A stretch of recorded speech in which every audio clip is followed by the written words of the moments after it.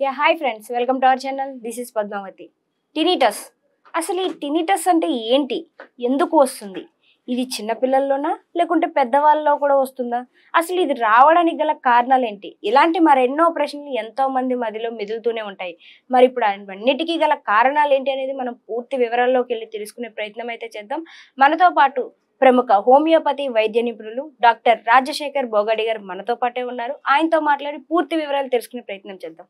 నమస్కారం సార్. నమస్కారం sir, tinnitus, అసలు ఈ టినిటస్ అంటే ఏంటి, ఎందుకు వస్తుంది, ఎవరిలో వస్తుంది? అంటే వీళ్ళలోనే వస్తుంది అంటూ పర్టికులర్ రీజన్స్ ఏమైనా ఉంటాయా, లేకుంటే అందరికీ వస్తుంది అంటారా? ఒకవేళ ఇది వస్తే ఏ విధమైన చికిత్స తీసుకోవడం వల్ల మెరుగైన చికిత్స అంది దానికి నివారణ దొరుకుతుంది అంటారు? ఏమైనా కొంచెం డీటెయిల్గా ఎక్స్ప్లెనేషన్ ఇవ్వండి సార్. టినిటస్ అంటే చెవులో సౌండ్ వినిపించడం, అంటే సబ్జెక్టివ్ సౌండ్. ఆబ్జెక్టివ్గా బయట నుంచి ఏ సౌండ్ ఉండదు, ఒక సౌండ్ నాకు వినిపెడుతుంది కానీ పక్కన ఉన్న వాళ్ళకి వినిపించట్లేదు.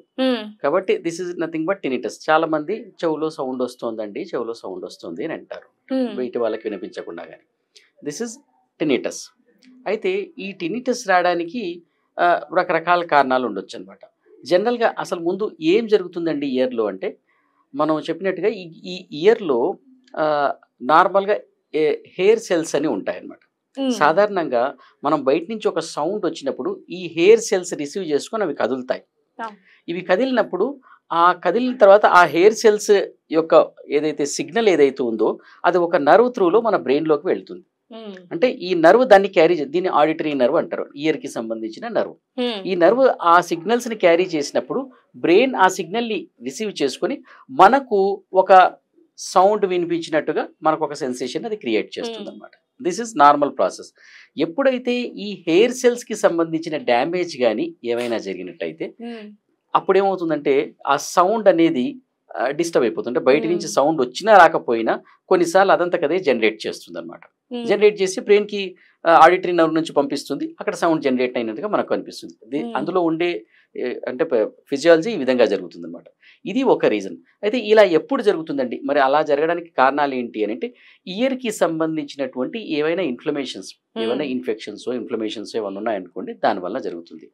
ఇయర్ బ్లాక్ ఏదైనా ఉందనుకోండి, ఫర్ ఎగ్జాంపుల్ ఎక్కువగా డస్ట్ చేరుకొని ఆ గుమిలి చేరుకొని దానివల్ల ఏదన్నా బయట నుంచి వచ్చే గాలి సరిగా రాకుండా ఈ విధంగా ఏమైనా డిస్టర్బెన్స్ అయినా కానీ దానివల్ల ఇయర్కి సంబంధించినటువంటి ఇన్ఫెక్షన్ లేదంటే బ్లాక్ అయిపోయినటువంటి కండిషన్.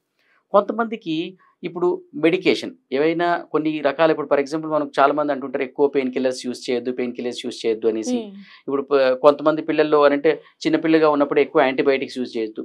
సాధారణంగా ఏది కానీ ఏం కాదు ఇవన్నీ యూజ్ చేస్తే కానీ, బట్ లాంగ్ టైం యూజ్ నుంచో అనుకోకుండా కొందరికి పడకపోతేనో అలాంటప్పుడు ఏమవుతుందంటే ఈ ఇయర్ పైన వాటి యొక్క ప్రభావం ఉండే అవకాశం ఉంది. కాబట్టి కొంతమందిలో ఇలా పెయిన్ కిల్లర్స్ యూజ్ చేసినప్పుడు కూడా ఇలాంటి ప్రాబ్లమ్స్ ఏమైనా డెవలప్ అయ్యే అవకాశం ఉంటుంది. ఇంకోటి ఏంటి, ప్రెషర్ గ్రేడియంట్ ఏంటంటే ప్రెషర్లో మార్పు, ఇయర్లో ప్రెషర్లో మార్పు ఎప్పుడు వస్తుంది? మనం హై ఆల్టిట్యూడ్ నుంచి సడన్గా కిందికి వస్తున్నట్టు ఫ్లైట్లో ట్రావెల్ చేస్తున్నప్పుడు ఈ ప్రెషర్ గ్రేడియంట్స్ అన్నీ అవుతాయి అనమాట. పైకి వెళ్ళినప్పుడు సడన్గా, లేదంటే పై నుంచి కిందికి వచ్చినప్పుడు ప్రెషర్ గ్రేడియంట్స్ ఉన్నప్పుడు కూడా ఈ ఇయర్ అనేది బ్లాక్ అయ్యే అవకాశం ఉంది, బ్లాక్ లాగా సెన్సేషన్ అయిపోయి అలా అవకాశం ఉంది. ఇంతకుముందు నేను ఒక సమస్యకు చెప్పినప్పుడు, అంటే వర్టిగో లాంటి సమస్యకు చెప్పినప్పుడు మీనియస్ డిసీజ్ అని అన్నాను. మీనియస్ డిసీజ్ అంటే ఏంటి అంటే, లోపల ఏదైతే లింఫ్ అనే ఫ్లూయిడ్ ఉందో ఆ ఫ్లూయిడ్కి సంబంధించి ఏదైనా ఇన్ఫ్లమేషన్ కానీ అట్లాంటిది ఏదైనా జరిగినట్టయితే అలాంటి కండిషన్స్లో కూడా టినిటస్ అనేది డెవలప్ అయ్యే అవకాశం ఉంది. అంటే ఈ విధంగా సౌండ్స్ రావడం అనేది డెవలప్ అయ్యే అవకాశం ఉంది. కొంతమందికి ఈ ఇప్పుడు కోల్డ్ అట్లాంటివి వచ్చినప్పుడు ఏమవుతుంది, టినిటస్ డెవలప్ అయ్యే అవకాశం. ఇప్పుడు ఇయర్ నుంచి గొంతులోకి యూస్టేషన్ ట్యూబ్ అని ఒక ట్యూబ్ ఉంటుంది. ఎప్పుడైతే థ్రోట్ ఇన్ఫెక్షన్ అయ్యిందనుకో ఆ ఇన్ఫెక్షన్ ఇయర్లోకి వస్తుంటుంది సాధారణంగా. కాబట్టి ఆ ట్యూబ్కి సంబంధించి అది డైలేట్ అయిపోయినా కానీ, దానికి బ్లాక్ ఏర్పడినా కానీ అలాంటి టైంలో కూడా మనకు టినిటస్ డెవలప్ అయ్యే అవకాశం ఉంది. ఇప్పుడు మనకి టెంపరోమాండిబులర్ జాయింట్, ఈ జాయింట్ ఏదైతే ఉందో ఈ మాండిబుల్, ఇది ఇక్కడ టెంపుల్ అంటారు ఈ ఏరియాని. ఈ రెండింటిని మనం ఈ జాయింట్కి సంబంధించి ఏదైనా ఇంజురీ కానీ, ఏదైనా ఇయర్ పైన కానీ ఏదైనా ఇంజురీ కానీ, లేకపోతే ఈ జాయింట్కి సంబంధించినటువంటి ఇష్యూస్లో కూడా ఈ విధంగా టినిటస్ డెవలప్ అవుతుంది. కాబట్టి ఆ పర్టికులర్ ఏరియాలో రకరకాల ప్రాబ్లమ్స్ వల్ల టినిటస్ డెవలప్ కావచ్చు. ఇంకోటి సిస్టమిక్గా చెప్పుకోవాలి అని అంటే, కార్డియోవాస్కులర్ ప్రాబ్లమ్స్ ఏమైనా బ్లడ్కి ఫ్లోకి సంబంధించి, సర్క్యులేటరీ ఫ్లోలో ఏమైనా డిస్టర్బెన్సెస్ వచ్చినప్పటికీ కూడాను ఈ విధమైనటువంటి టినిటస్ డెవలప్ అయ్యే అవకాశం ఉంది.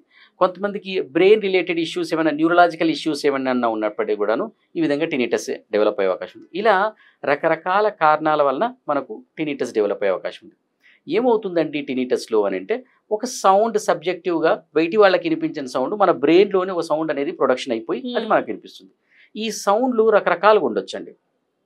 కొంతమందికి చాలామంది జనరల్గా చెప్పాలంటే రింగింగ్ ఇన్ ఇయర్స్, నాకు రింగింగ్ లాగా సౌండ్ వస్తుందండి, ఏదో సౌండ్ వస్తుంది. కొంతమందికి నాకు ఏదో బీ సౌండ్ అని వస్తుందండి అని అంటారు, అంటే ఏదో తుమ్మెద సౌండ్ లాగా వస్తుందని అంటారు. కొంతమందికి ఏదో టంగ్ అని గంట కొట్టినట్టుగా సౌండ్ వస్తుంది.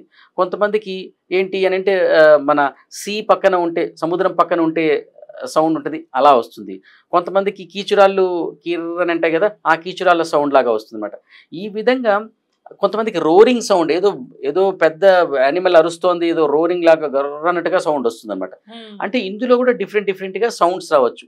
సాధారణంగా టినిటస్గానే తీసుకుంటారు కానీ, బట్ ఇందులో ఇన్ని పర్టికులర్ రకాలు ఉన్నాయి అండ్ ఆ పర్టికులర్ రకానికి బట్టి కూడా మెడిసిన్స్ ఉంటాయి. It's possible in homeopathy only జనరల్గా. అయితే సాధారణంగా టినిటస్కి కారణాలు ఎన్నో ఉన్నాయి కదా. ఫర్ ఎగ్జాంపుల్ బ్రెయిన్కి సంబంధించిన ఇష్యూస్ అట్లాంటివి ఏమన్నా ఉన్నట్టయితే అంత ఈజీగా తగ్గదు.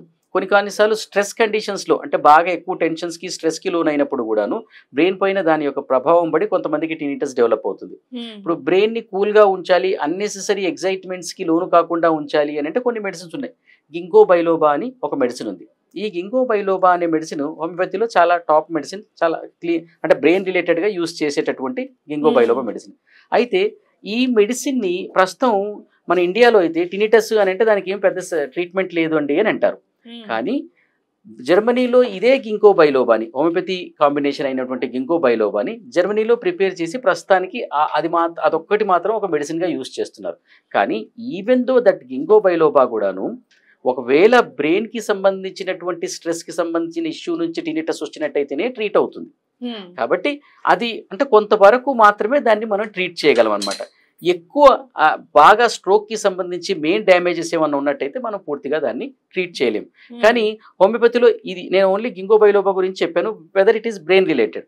కానీ ఆ సిమ్టమాటాలజీని బట్టి మనం చాలా మెడిసిన్సే ఇస్తాం. కొంతమందికి ఈ రింగింగ్ సౌండ్ వచ్చింది, గంట కొట్టినట్టుగా సౌండ్ వస్తుంది, దానికోసం బెలడోనా ఒక మెడిసిన్ ఇస్తాం అనమాట. ఇలాగే కొంతమందికి కామ్గా ఉన్నప్పుడు వస్తుంది, నైట్ టైంలోనే వస్తుంది. అంటే ఇప్పుడు చూడండి, డే టైంలో వచ్చినా పెద్ద పట్టింపు ఉండదు, దానివల్ల పెద్ద కాంప్లికేషన్ ఏమి ఉండదు. కానీ కామ్గా ఉన్నప్పుడు మాత్రం వాళ్ళకి బాగానే ఉంటానండి డే టైంలో, కానీ నైట్ మాత్రం చాలా ఎక్కువగా వస్తుంది అని అంటుంటారనమాట. కాబట్టి అదంతా చూసుకొని ఏ సౌండ్ వస్తుంది, ఎలా వస్తుంది అది చూసుకొని ఇవ్వాలి. అదేవిధంగా ఇంకేమైనా కారణాలు ఏమైనా ఉన్నాయా, కారణాలను అసెస్ చేస్తూ ఇవ్వాలి. ఇవన్నీ చేసినట్టయితే మనం టినిటస్ని పూర్తిగా తగ్గించవచ్చు. నిజంగా డాక్టర్ గారు మీరు చెప్తుంటే ఇందులో ఇన్ని టైప్స్ ఉన్నాయని నాకు కూడా ఆశ్చర్యం కలుగుతుంది. ప్రతిదానికి కూడా ఒక మెడిసిన్ అనేది ఉంటుంది అంటున్నారు, కాబట్టి ఖచ్చితంగా దేనికి తగిన మెడిసిన్ దానికి తీసుకోవడం వల్ల మెరుగైన ఉపవాసం అయితే దొరుకుతుంది.